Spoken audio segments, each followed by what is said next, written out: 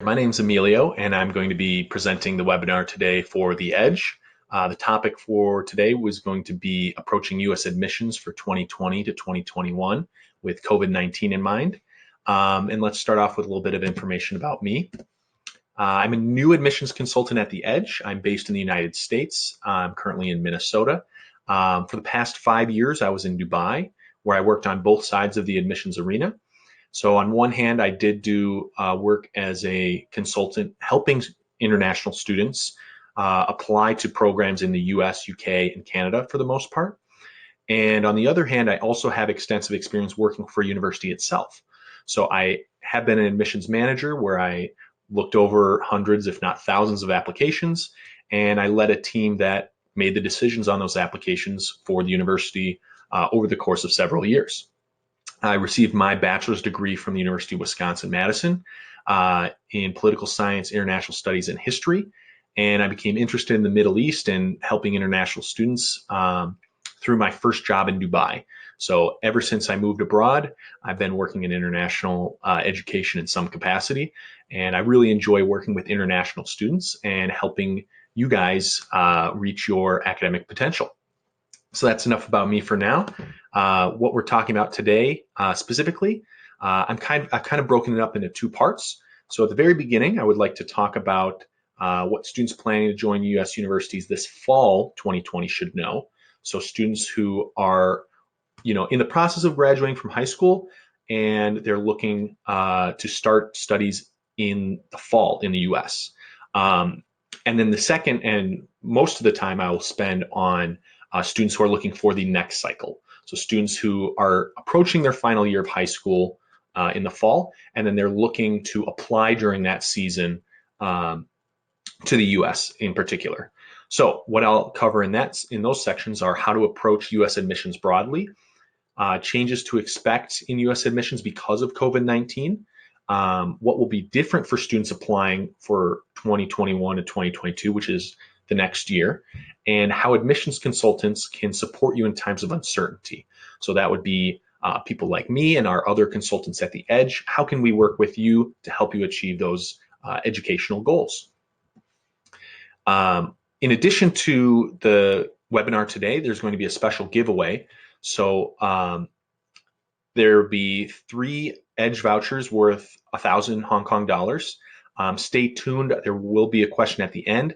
And you will have to, it's likely you'll have to watch the presentation to be able to answer the question. So it's useful to pay attention. I like to think what I'm saying is very valuable. And I hope this is really helpful. I've tailored this for you guys to be as useful as I can.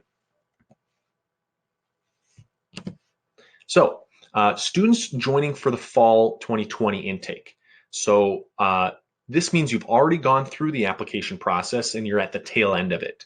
So if you're in the first category, which would be if you're in the process of making your decision, you should, or if you've already made your decision, you should contact the university you plan to attend and communicate with that university in terms of travel, in terms of logistics, in terms of what the semester is going to look like come, late August, early September. So the best thing you can do right now is stay in contact with the universities you're looking at. If you've already decided, there's one university you want to contact, and you want to get in touch with their international office so that you can work together on ensuring that you have a smooth transition. It's not clear, I should say from the outset, it's not clear which universities and which states may have in-person classes and may have an online component. So because of how far away we are from August, September, it's too early to tell directly whether there will be online classes or all classes will be in person. In other categories, if you're deciding between universities, now is the best time to ask for more advice and do some more research. So find out what the environment is like in the states, in the universities you're considering. You can choose between, if you have particular preferences, and there's a lot of factors you have to weigh, you can make a pros and cons list for each university. You can also, I would highly recommend asking either alumni or existing students or consultants who have direct information on those universities, what other factors you should consider and what may be benefits of universities you may not have thought of beforehand. So getting more information about the universities will be invaluable in making your own decision. And lastly, be sure you're keeping track of seat and tuition deposit deadlines. So if you're accepted and you've made your choice, or you're deciding between, ensure that you're not letting any deadlines lapse in terms of seat deposits. This can make it very difficult to work with the universities after a missed deadline, but there is a lot of flexibility there. So above all else, I would say be patient in terms of getting responses from these universities. They are under a lot of pressure as well. This is a new changing environment, and the best thing we can do is to communicate with representatives and to get more information, as much information as we can, in making our decisions. So there's one more category I didn't mention yet, and that would be students who are waitlisted. I'll get to that in one more slide. First, I want to talk about the May 1st deadline. I just want to mention this. So universities as a whole, May 1st used to be, and is less so now, known as the national deadline for making a decision. That's coming up very quickly, but as you can see, the number of universities that are being more flexible and not adhering to that May 1st deadline for a final decision has changed. This data only goes to 2018, but those numbers have continued to increase, and they're going to be even higher because of coronavirus and COVID-19. So getting to the wait list. If you're on the wait list now, the wait list game is exhausting, and it's really, it can be frustrating. So what do you do if you're on the wait list now? Well, you can inform admissions committees of your updated grades, test results, or other relevant achievements and accomplishments. So again, communication is key here. If you start a new project, or you have received grades that are increasing your score, or you have test results, say you took an AP test and you received that score, submitting those results will help your profile, so those admissions committees can more highly consider you over other applicants. It's also very important to write a letter of continued interest. So if you haven't done this already, you should write a letter to the university you wish to attend, that you're waitlisted at, and express your desire to join the university. Talk about any other updates or accomplishments that have happened recently for you, and kind of connect yourself to that university and how you would be a good fit there. So expressing that interest puts you at a step above other students who are not actively engaged with the university from the waitlist. This can be a make or break factor in terms of getting an acceptance to a university from the waitlist. Lastly, do understand that admissions committees are dealing with difficult circumstances.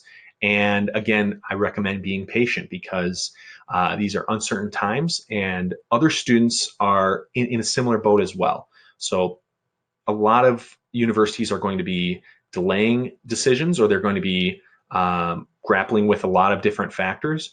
And if you are respectful and you show a desired interest, and you continue to express that interest in an appropriate way, then that can really boost your chances of getting an acceptance off the wait list. So next, let's talk about the U.S. admissions in a broad overview. How does it work? What do you need to know? What's the application process of applying? From the outset, when should you be looking to apply? If you're going to be a high school senior in the fall of 2020, so you're graduating next year from high school, then your application season is going to run, for the most part, from this upcoming summer to spring of next year. So important deadlines to remember would be November 1st, which is when many of the early decision deadlines will occur. And November 30th is when the University of California system deadlines occur. And then January 1st is going to be when most universities have their regular admissions deadlines. So it's very important that you start this process early, especially if you're looking at top universities. You have an advantage applying early action to a university in many cases. It varies, and I'm happy to discuss that more in in other contexts, but there is an advantage to having your material ready and having your essays ready early on in the process. And how do you actually apply? Nowadays, most universities in the United States use what's called the Common Application. So this is an online portal where you submit your material and it can be sent off to multiple different universities. And universities within the Common App will have different requirements and have different elements of the application that they're requesting. So that's the most prevalent application process. I would also mention here the University of California application. So this would include University of California, Los Angeles, Berkeley, San Diego. There's, I think, about a dozen in total. And all of them use one application. So you will do one singular application for all California universities, and then you would just pay the application fee for each university within that system you are interested in. So University of California is one of the biggest school systems in the United States, and it also has some very reputable and high-ranking universities. There are other applications that are not on the Common Application or the University of California application. These universities, they will be similar in terms of logistics, but they're going to be separate and unique in that you cannot use the same portal. So there are a lot of independent schools that are on neither of these applications, and it's going to follow the same pattern, but it can be useful to get additional guidance for those kind of schools as well. So looking on to the application itself, what are the elements of an application? And this is critically important, and it's rather unique to the United States how in-depth this holistic process can be. Holistic meaning U.S. admissions committees look at all parts of an application, not just the test scores and not just your grades from high school. So there is an added emphasis in comparison to most other international systems to look at personal statements and look at kind of the student as a whole and not just as numbers on a paper. So the main personal statement is required by almost all universities, and frankly, the top universities all will require a personal statement. Depending on the university, there are going to be additional supplemental essays. Some will ask more about the student's interest in their subject. Some may ask about the student's interest in that particular school. Some may ask, how do they connect, say, the program interest to the school and what their career goals are. So there's a lot of options for those supplemental essays. Typically, they're going to be shorter than the main personal statement, which on average is going to be required at 500 to 650 words. So in addition to those essays, which are required by many of the top universities, there could be additional short answers and additional questions, extracurricular lists and awards that you can provide, and additional information, which is kind of like an X factor. It's kind of an asterisk, which I can get to in a moment. But in terms of the additional questions and extracurriculars, it's very important that you're active in high school, and universities want to see leadership. They want to see involvement. So whether that's robotics, whether that's art club, whether that's Model UN, whether that's sports or music, all of those universities want to know about in the application when you apply. So those are important to keep in context while you're applying, and admissions consultants are very good at helping cultivate your profile and bring out the best in terms of your accomplishments onto these applications. Now, another note on the additional information section. This is typically for explanations of kind of unique circumstances. So say a student had an injury in their sophomore year of high school. It would be useful in that additional information section to detail kind of the implications of that injury on academics and their extracurriculars. Other reasons could be, explanations on why grades dropped for a semester or more.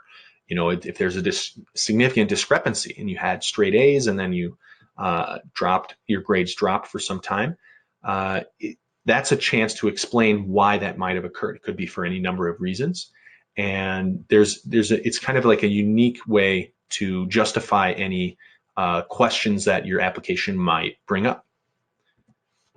So what do the admissions look at on top of kind of that written work that we just mentioned?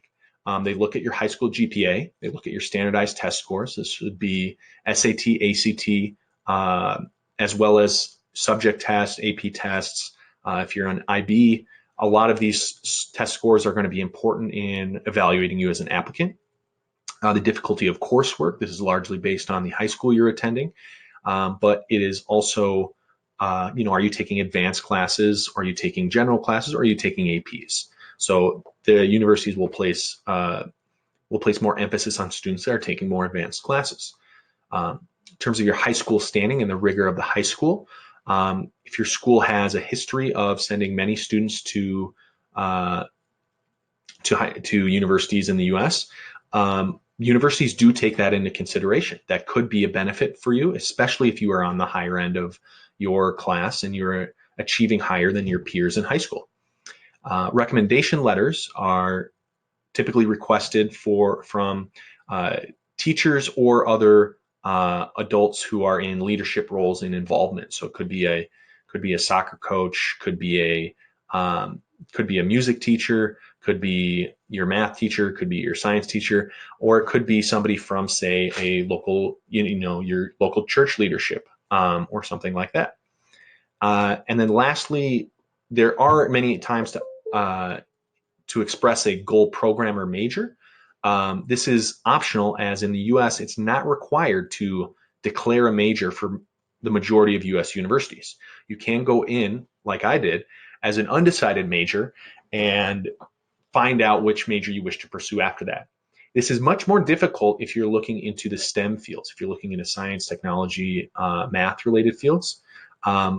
There is a higher emphasis on students who are determined to go into STEM fields and have shown academic evidence that they are scoring well in high school science and math classes. So that's just something to keep in mind. Next, students applying for the fall 2021 intake. I hope that introduction to the application was helpful. Now we're going to talk a little bit more about what's different with COVID-19. So the biggest major change right now is standardized tests. So there has been a significant change I will detail in a moment. There's some additional repercussions and effects that are connected with or independent from the standardized test changes.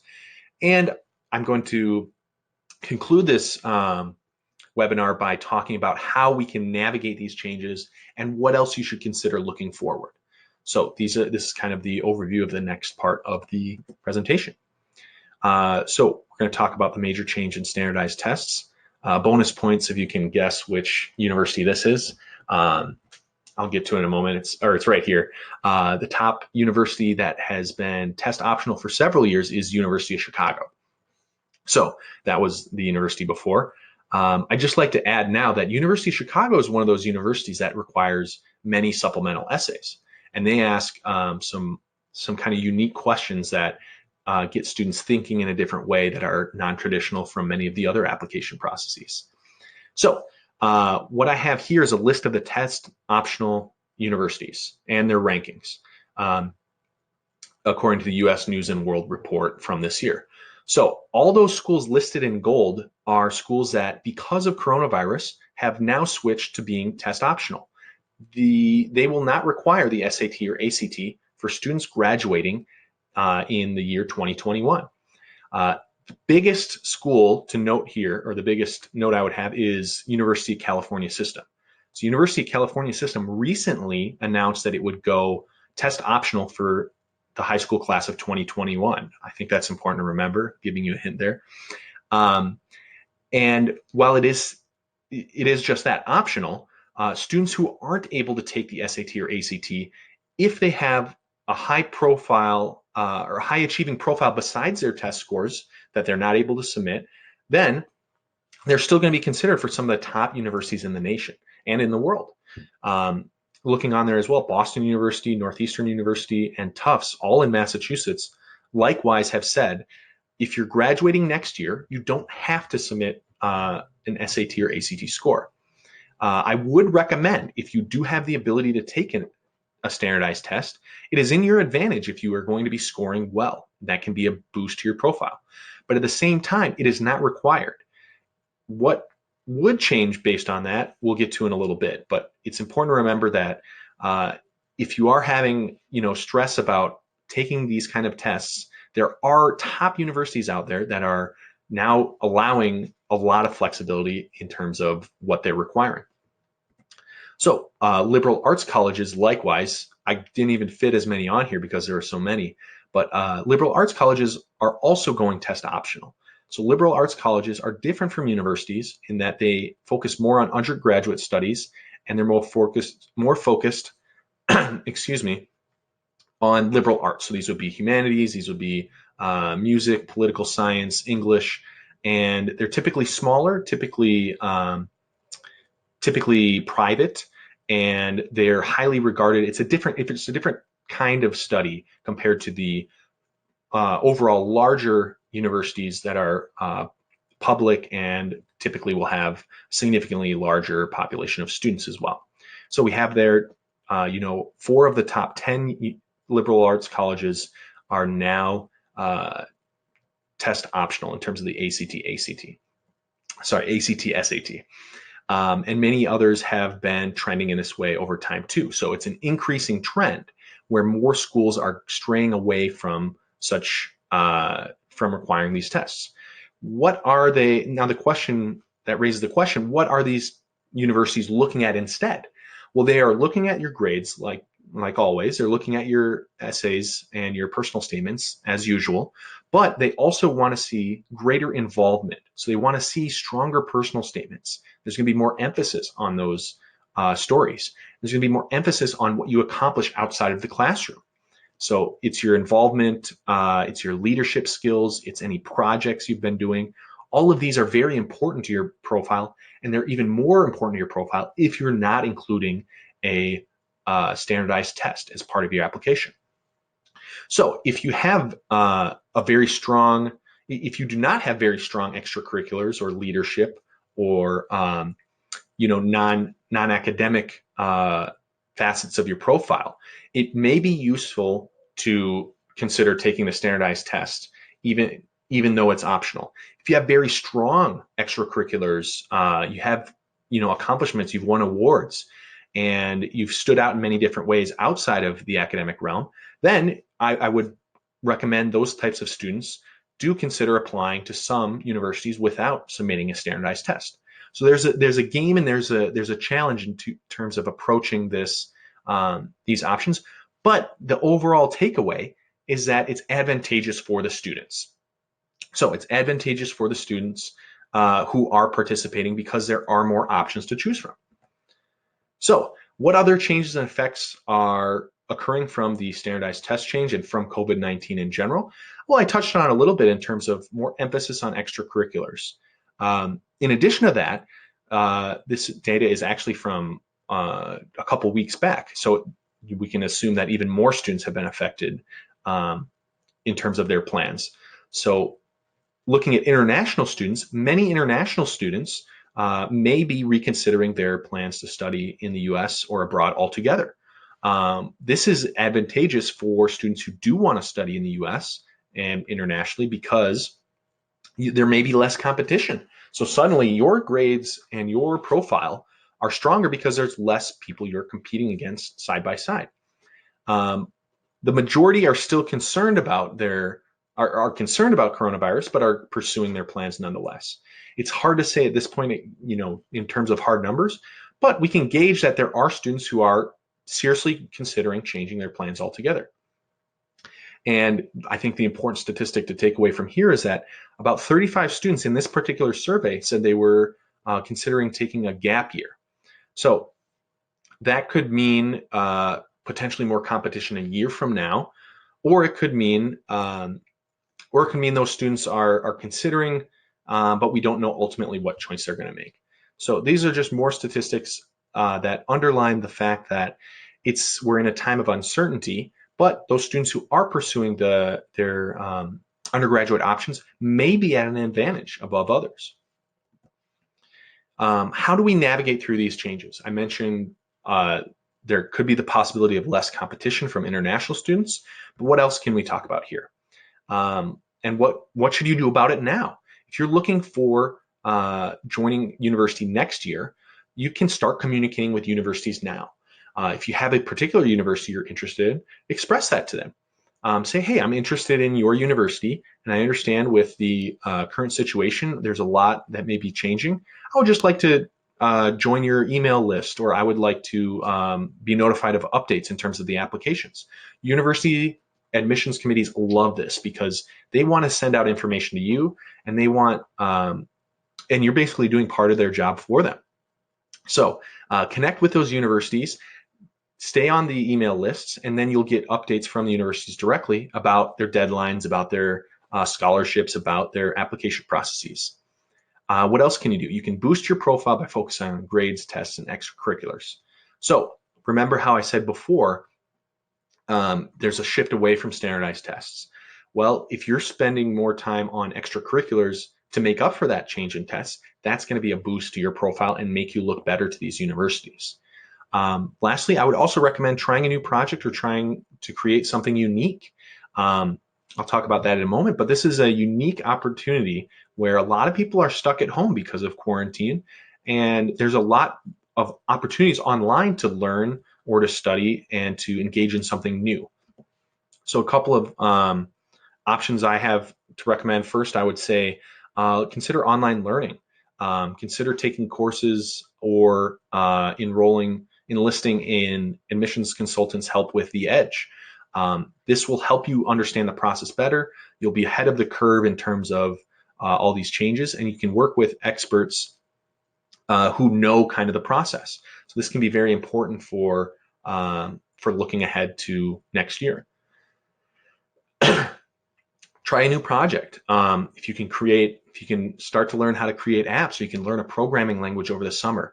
Those are fantastic ideas of unique things that will set you apart from other students.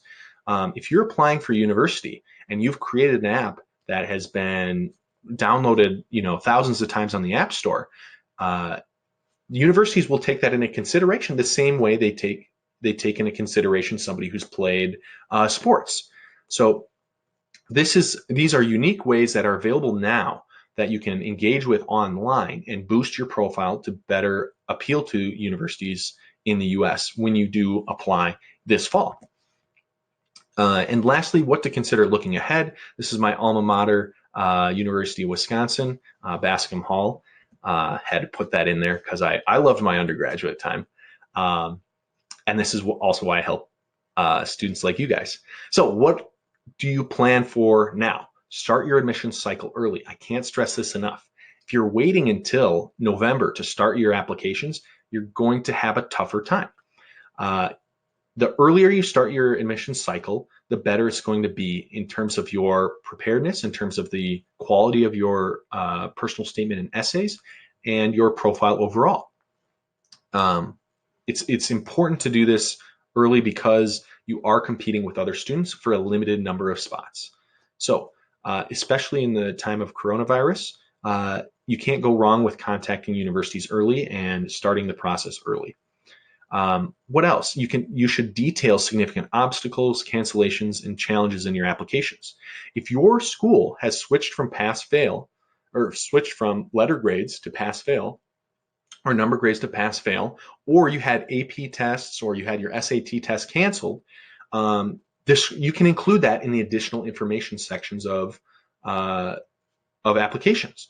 These are important to note now because, and to keep kind of record of this now, because many other students will have these same obstacles, but you want to ensure that you're correctly representing yourself and you're not kind of hamstringing yourself by presenting a profile as if there were no challenges if you did have those challenges. And then lastly, I'm a little biased here, but I strongly recommend enlisting the help of a professional admissions counselor or consultant. This is what I do. This is my job. This is what I focus on. I spend a lot of time helping students, and I've had incredible success helping students who are unfamiliar with the U.S. admissions process, and I help them get into the top universities. I've had success with Ivies. I've had success with top state schools and top liberal arts colleges, and I really enjoy working with students who are proactive and want to make a significant decision in furthering their education, which I think is one of the best things you can do for your career and for your life. So lastly, I'm going to want to give a note on travel. The U.S. government has been actively monitoring the situation, and they are taking significant steps to be flexible and to change restrictions and lessen restrictions, and to be more accommodating to students who are interested in, who are on study visas and who are trying to come in and out of the United States. So there's a lot of flexibility, or there's an increased level of flexibility in terms of the non-immigrant study visas for students. So it's not as if it's not as if options are limited. It's actually the opposite. There's more being done by the U.S. Government to help universities in getting the international students they need. The U.S. Educational system relies on international students as a significant component of its student body. So naturally, the government and the universities want to work with those students to help them so that they're less affected by coronavirus as possible. So, and again, my last piece of advice would be to be patient. So coronavirus is stressful. It is a challenge. There are a lot of tough things that have changed because of the last few weeks in the pandemic world that we live in now. But if you have support, if you're communicating, and if you are working with others and being proactive, you are going to find that you're having good results. And I think starting now in the process is a great idea because we are in such important and uncertain waters.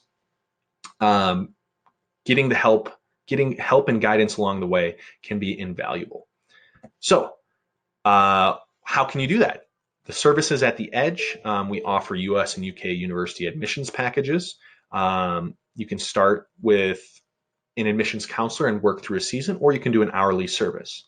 So here's some information right there now. We have a lot of consultants who have different specialties as well. I specialize on US and Canada, and I've done a significant amount of work in the UK.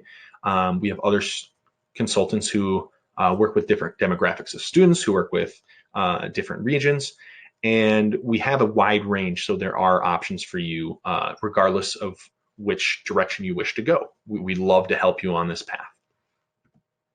And you have the opportunity to sign up for a free 30-minute initial meeting now with the Edge. So the email will come at the end, and I'll discuss that as well. Special giveaway. Which large U.S. school system recently announced admissions for the high school class of 2021 would be test optional? So I'll give you a hint on this. I did mention several universities within one university system. I hope you guys were paying attention, and the first 3 viewers to email the email event@theedge.com.hk will be eligible for a $1,000 Hong Kong dollar Edge voucher to use towards admission services. Thank you guys for listening. This was my first webinar. I hope you guys enjoyed it. I hope this had some useful information for you. We have the email down there, or the website down there, and the phone number. You're welcome to contact and ask for me, Emilio, if you'd like more information about how I can assist in admissions. And I really want to wish all of you guys safety and health during this troublesome time. Remember my advice to be patient, and stay optimistic, because there are a lot of great opportunities in the U.S. for studying abroad, and we're happy to help you along that path, myself individually included. So thank you guys for watching, and hope to see you again once I do some future webinars. So keep in touch and have a great day.